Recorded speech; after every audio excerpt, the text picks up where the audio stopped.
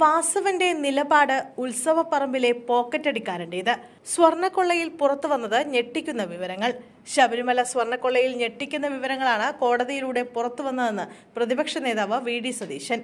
മുൻ Devaswom commissioner N. വാസുവിന്റേത് രാഷ്ട്രീയ നിയമനമായിരുന്നുവെന്നും വാസു പ്രതിയാകുന്നതോടെ മുഖ്യമന്ത്രിയും സർക്കാരും മറുപടി പറയണമെന്നും സതീശൻ തിരുവനന്തപുരത്ത് മാധ്യമങ്ങളോട് പ്രതികരിക്കവേ ആവശ്യപ്പെട്ടു. അന്താരാഷ്ട്ര മാർക്കറ്റിൽ നടക്കുന്നതിന് സമാനമായ കുറ്റകൃത്യമാണ് ശബരിമലയിൽ നടന്നത്. പ്രതിപക്ഷം പറഞ്ഞ കാര്യങ്ങൾ തന്നെയാണ് കോടതി ആവർത്തിച്ചത്.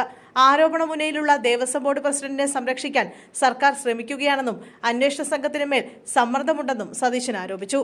കുറ്റക്കാർക്കെതിരെ നടപടിയെടുക്കുമെന്ന ദേവസ്വം മന്ത്രി വി.എൻ. വാസവന്റെ നിലപാട് ഉത്സവപ്പറമ്പിലെ പോക്കറ്റടിക്കാരൻ്റേതിന് സമാനമാണെന്നും സതീശൻ പറഞ്ഞു.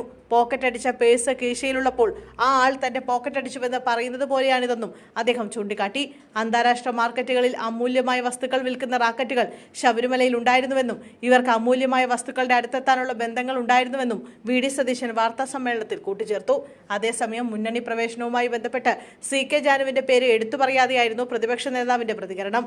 മുന്നണി പ്രവേശനത്തിൽ 2-3 ദിവസത്തിനകം തീരുമാനമുണ്ടാകും. കൂടുതൽ പേർ മുന്നണിയിലേക്ക് വരും. തദ്ദേശ സ്വയംഭരണ തെരഞ്ഞെടുപ്പിന് മുന്നേ വിസ്മയിപ്പിക്കുന്ന തരത്തിലായിരിക്കും കൂടുതൽ പേർ മുന്നണിയിലേക്ക് വരികയെന്നും സതീശൻ പറഞ്ഞു.